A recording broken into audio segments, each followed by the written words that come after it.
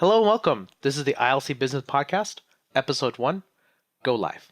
My name is Israel Lopez. I'm joined by our co-host, Joshua Klar. Since this will be our first episode, let me explain what we want the show to be about. This podcast is for business owners and managers working in a small to medium-sized business. We'll talk about the challenges of those businesses and how we help those companies navigate a changing business environment. Expect the show from us every other week. We're on Google Play, Apple Podcasts, YouTube, and Facebook. Subscribe now and get notified on our next podcast release. With a little bit of the housekeeping out of the way, let me introduce Joshua Klar, one of our associates consultants from New York, who's joining us via the power of the internet. I've had the pleasure of working with him for a couple of years now, and he's now part of our firm. Josh, tell us a little bit about yourself. Okay, so I met Israel in 2017. I was working with a client.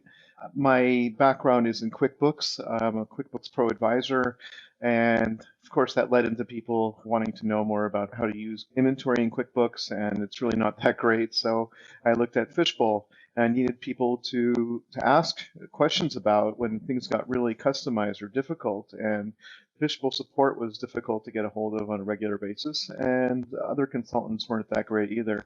So I was surfing YouTube and I found Israel's YouTube videos and talking about SQL, and it was just really to the point and great, and I wanted more. And he was busy, so they weren't coming as quickly enough, and I kept hounding him. And then we started talking, and eventually I had Israel working with a client of mine, and then we decided, hey, let's team up. If I can specialize on the QuickBooks side of things, and I can have Israel help my clients with specializing on the Fishbowl side, we can make a good team. And so that's where we've been.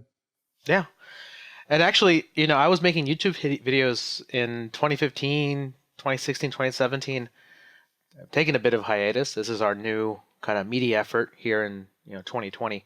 But yeah, that was a whole lot of fun. Just sitting on a weekend with my computer and making a video up and things like that. I didn't really make it for anybody specifically. I was just wanted to make YouTube videos talking about what I was doing in the Fishbowl market, and just to essentially prove to other people like, hey, this stuff is not that difficult. We can do it.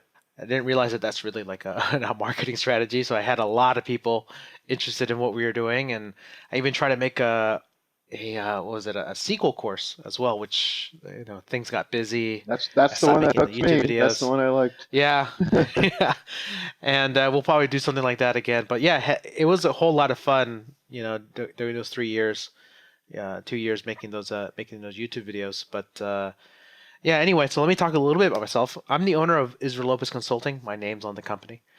We are a business consulting and software development company.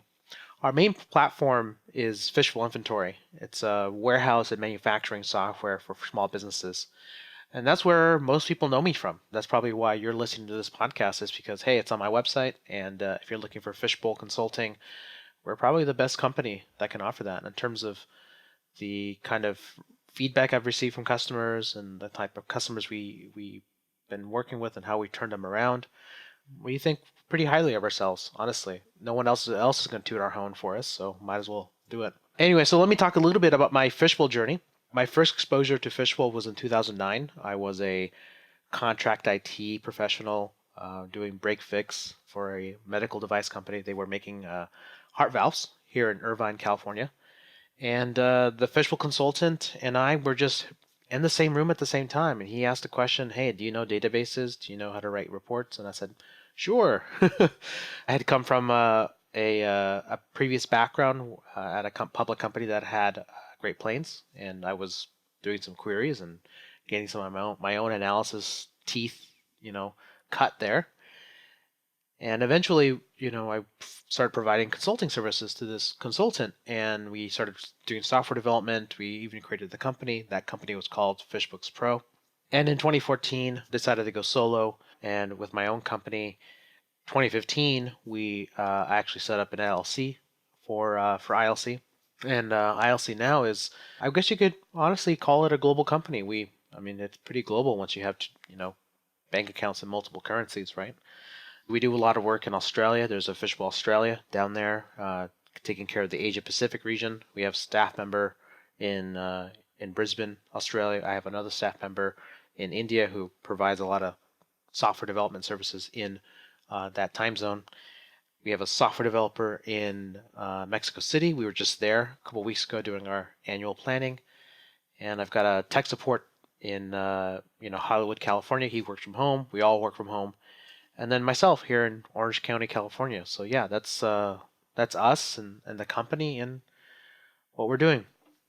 So anyway, so a little about the introductions out of the way. Let's go into what we're talking about the show. Josh, go ahead. Okay, so we planned this and set aside some questions to ask each other, and I've got the first one to ask you. Israel, what was the start of your entrepreneurial journey?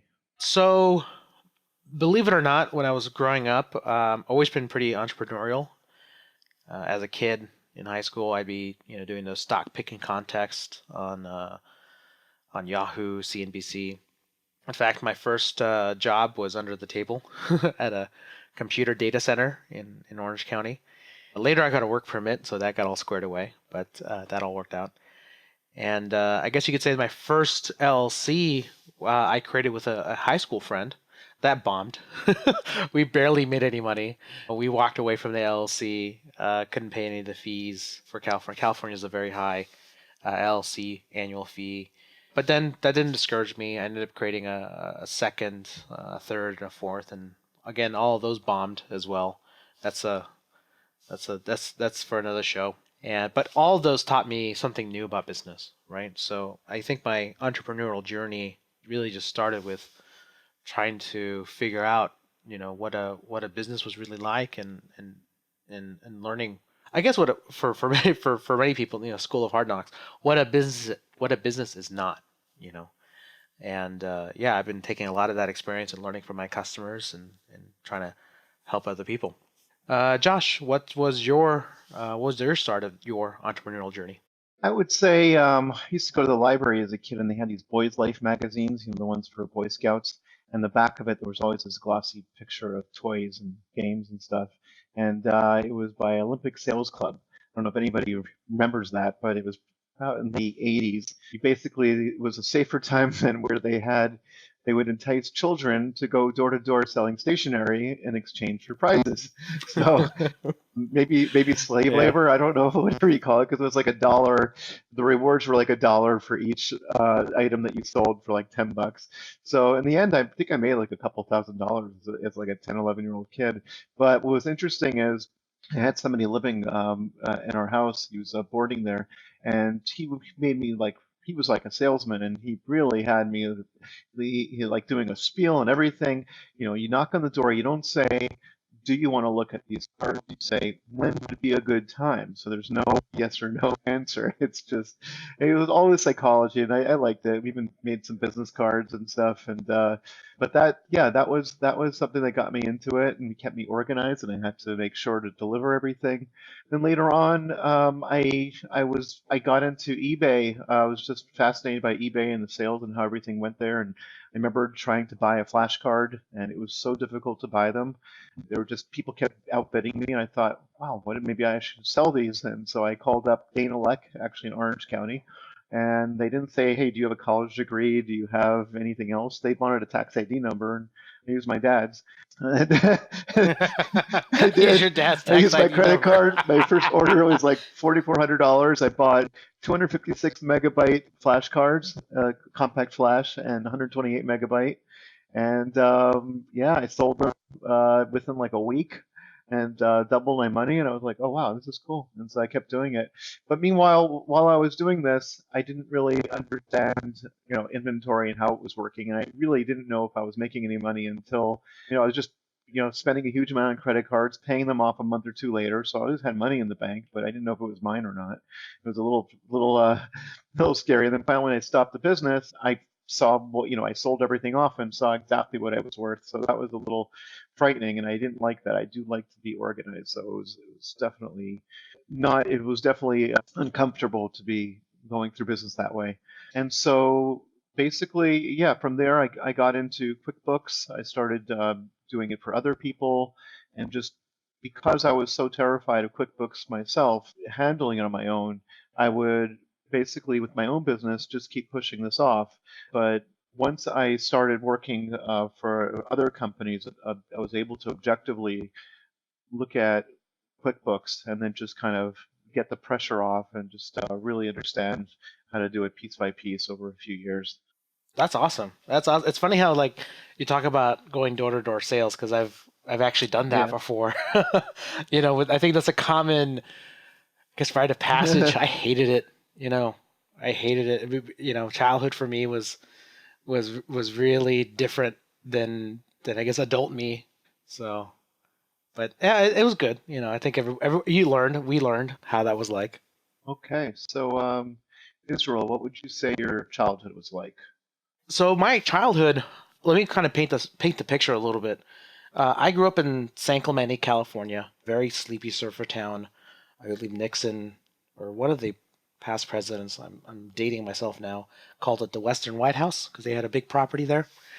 I'm not even sure that's right either. I think that was Yorba Linda or something like that. But I knew San Clemente had basically be a sleepy surfer town for many years. That's how I remember it. Many summers walking barefoot to North Beach with my best friend and, botting surfing for hours on end, much to the annoyance of my mom, who much preferred me to be at home away from the scary waves because that's, who knows? Like, who knows? The lifeguard will get to me in time. Who knows if I get hurt? Even my best friend got hurt, dislocated his shoulder on a wave. But yeah, that was basically childhood. But after the sun was down, my best friend and I would head back to his house, and we'd be playing video games. And sometimes, we'd be playing Warcraft over dial-up modems in the evenings because my mom would demand for me to be back home. So I'd run back home and I'd dial him up, and he'd dial me, or we try to do this over the internet, and we'd be total nerds just trying to play video games. And like as most kids are trying to do, stay up past their curfew and just be cheeky like that. All my education was in San Clemente, from elementary school through high school, and you could honestly call me 100% grade A, full fat nerd. Did academic pentathlon in grade school. Did really well there. Tried even academic decathlon in high school. Did not do well there at all. Different kind of vibe. The academics, I don't think I was too interested in, and I ended up back into my other love, technology, and I guess I just loved computers, from a very young age. So, Josh, what was your childhood like? My childhood, I grew up in New Jersey in the suburbs, and I always no, I love technology as well. Not computers as much as just tinkering and stuff like that. But I always loved. I remember even as a kid, I loved to be organized. I just didn't always have the skills to be so. So it was like frustrated a lot. I was like kind of like was very obsessive compulsive about things and needed everything to have an order and a place, but it just drove me crazy that I didn't have that. I would take things apart to try to figure out how they worked. This was pre-YouTube, so I had no idea how to put them back together again. So there was a lot of broken things around the house that just were waiting to get fixed but never did. And so yeah, that's really it. I was just I traveled a lot as when I got a bit older, hitchhiked through Europe, did stuff like that, and I was just looking for something to grab me. Israel, what is your consulting superpower, and what is the superpower you wish you had? Okay, so I had this experience rather recently. I was on site with a customer in Austin, Texas. I love going on site because you get to see everybody you talk to on the phone, and you get everyone's attention, and we get a lot of things done. And one of the common things that I don't know when this started happening, but I think it was just a habit from my telephone support days. My first job was in telephone support, you helping grandma set up their email. So while I was talking somebody through, I'd be also trying to troubleshoot something with my hands, typing something out. And I think over the years I've kind of honed that listening and talking ability into just being able to type and think at the same time. And one of my superpowers, I guess you could say, is I have the ability that in a room or by phone call to be listening for somebody's data request out of the database, really any database, but Fishbowl is my number one, where I'm very, very comfortable. And I'll start typing out some SQL in real time. So as these business leaders and executives or managers are talking about, oh man, I wish I could have sales data for this or that, I'm actually either furiously clicking to copy and paste queries together, or I'm typing something out from by just memory, and I'm barely looking at things up. And it's kind of fun to go from letting a sidebar conversation of like, I wish we had this information, I wish we had this insight somewhere available, and being able to just have it readily available on hand by the time that conversation finished and 5 minutes later. Because invariably that doesn't happen. You have an idea and you got to wait a week for the response. And it's kind of fun to have that kind of superpower to be able to take the idea and execute it as quickly as I can. And a superpower I wish I had. Well, I was thinking about this for a while, and superpower I wish I had was I wish I had the power to give people an instant self-confidence boost, and I'll tell you why. A lot of things that I deal with is just like, guys, if you've only seen the things that I've seen already, or like if you just had a little more either risk, tolerance, or maybe a little, you knew that it was not as risky or it was possible already, that maybe you'd want to do it. You'd maybe want to try something new, or maybe you'd be able to push forward an idea. And this applies to people that are, junior associates at a company, or even, executives. So it's like, hey guys, have a little faith. You built this business. You definitely know what's going on. Like, sometimes I wish I could just say, I had a magic wand and I can just tap them on their head. It's like instant self-confidence boost. And then it's like, oh man, we can do this. This is fun. This is great. And the energy comes out, and we stop hand wringing problems, and we kind of get moving forward. So yeah, that's kind of the superpower I wish I had. So Josh, what is your consulting superpower, and what is the superpower you wish you had? Okay, so for the superpower, I'd say it's more of an advantage that I have is that I touched on earlier. I started as a terrified novice. I even remember finding somebody on Craigslist who knew QuickBooks and paid her $200 to teach me, and then let her keep the deposit. Never called her back because I just really didn't want to go through it. And finally, what helped was just once I realized I could be objective and just look at someone else's business without getting emotionally involved, I was able to really start at the beginning. But even though now I'm an advanced pro advisor with 10 years of experience, I still very much remember that pain in my stomach I felt every time I had to do something new or go out of my routine a little bit. And so I think that allows me to work with both people that are accountants and people that are totally new to accounting when I'm training them, working with them, because I'm not coming from a place. They people just assume that I'm coming from a place where if you're good at QuickBooks, you must be naturally good at math or accounting or something. And I didn't even get started on this till I was in my 30s. Before that, everything was just a mess. So that I think really helps people hear that and they feel a little bit more at ease. And I try to train people the same way I wish I had been trained. There were things that really didn't make sense to me for years. I just kind of went along with it, and then maybe made sense one day, and then I was just wishing that someone had just showed me this sort of model and just explained it in a way that made me understand it. And so I think I'm able to bring that to beginners and people who are or even advanced. They're just starting a new thing, like getting into inventory or a different part of technology that they just haven't been exposed to before. Power I wish I had. I would say I want yours. I want that SQL power. That's pretty cool. I, I think Yeah, I need to. yeah. When people see it, it's pretty amazing. I guess I don't need it because it's like I have a crutch. I have you, so if I need any of that stuff, I just ask you to do it, and I don't need to spend the hard work putting into actually getting good at it. But I'd like to one day, so that's something I'd like to work on. You'll get there. Separately, actually, to the audience, Josh and I sometimes will have time going through me showing him how databases work and Definitely. things like that. And that's something that we care about here at the company quite a bit. Like we want people to have a really accessible skill level with technology with anything that we do here at the company, so that it's not foreign. But yeah, Josh is we're working on Josh's case, so we'll hopefully Josh will get that superpower, and we'll be able to share it with other people. Okay, so Israel, what are your 2020 goals? Sure. Well, number one, I have a burning desire to fly a plane.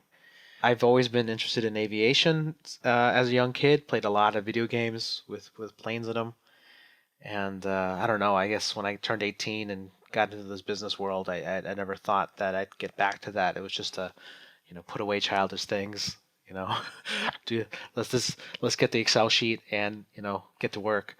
But no, so I'm going for my pilot's license. I even got my my books that I need to read, all the FAA literature that I need to get through. I even have flight simulator equipment here at the house, and yeah, so I'm gonna go for my pilot's license in 2020.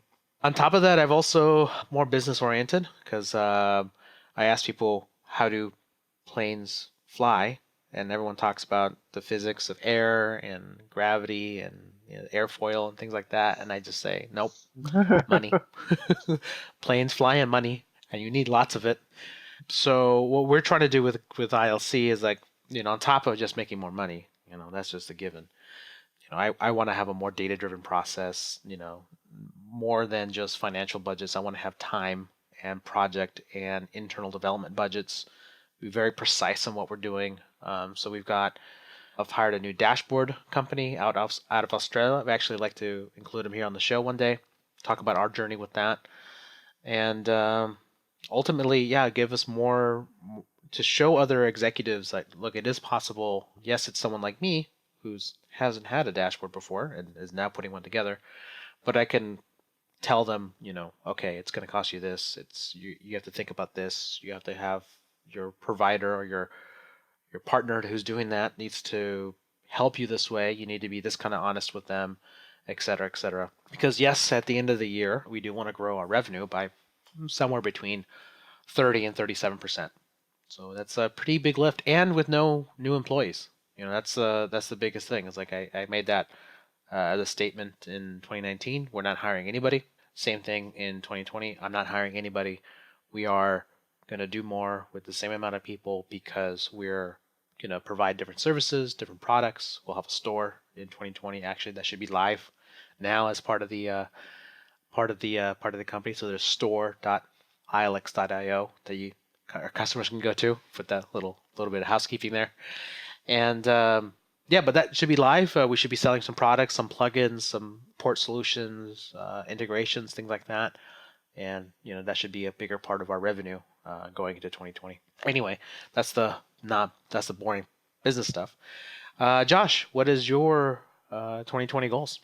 Well, I've been working for years on getting a better way to organize my time, and I started using Excello as a project manager, which we both started using independently of each other, and now we're both using it. But I've been working recently to just really understand it better and to have a better handle on my time and following up on small leads. Like I said, I'm obsessive, but at the end of the workday, I end up worrying, did I miss anything? So even though I'm not doing any work, I'm still worrying about work. So I'd like to have a way to have everything, just know that anybody wants to take, if I want to delegate any job, I have everything organized. And so I'm doing that this year, and I want to really implement everything to smooth out all the creases in 2020. Just really take that so I could just block out my time for important things and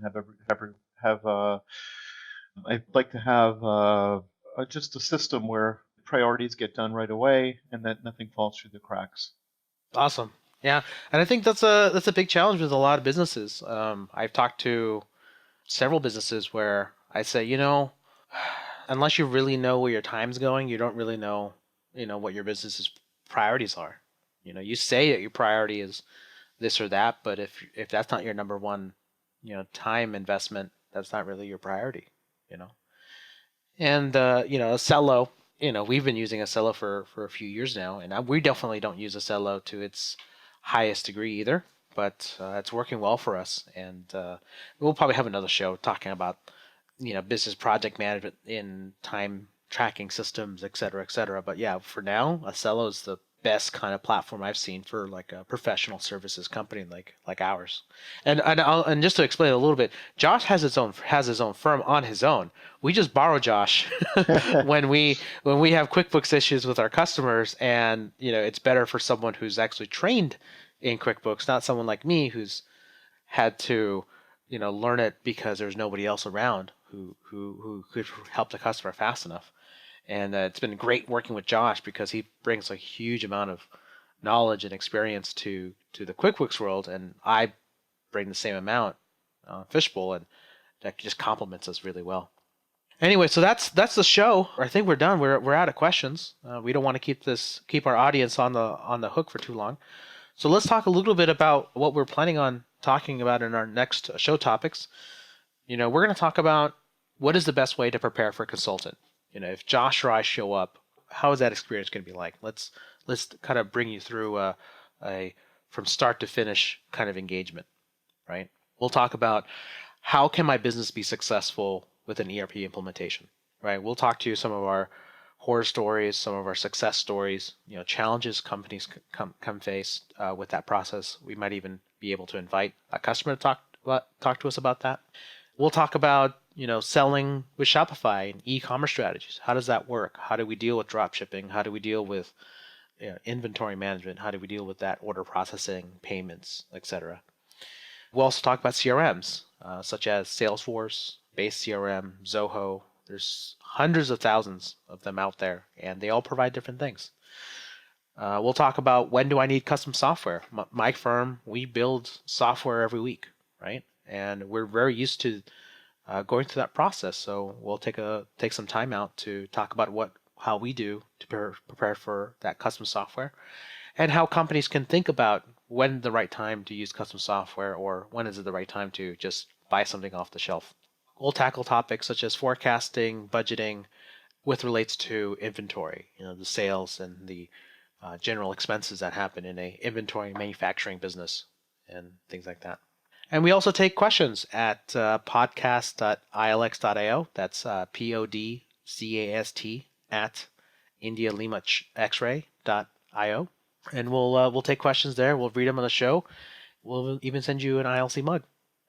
Anyway, that's it. That's our first podcast, and thank you for joining us. Whether you've got $100 million business or a $1 million business, the challenges are all the same, and we're here to talk through all of it. Join us again in 2 weeks. Take care. Goodbye.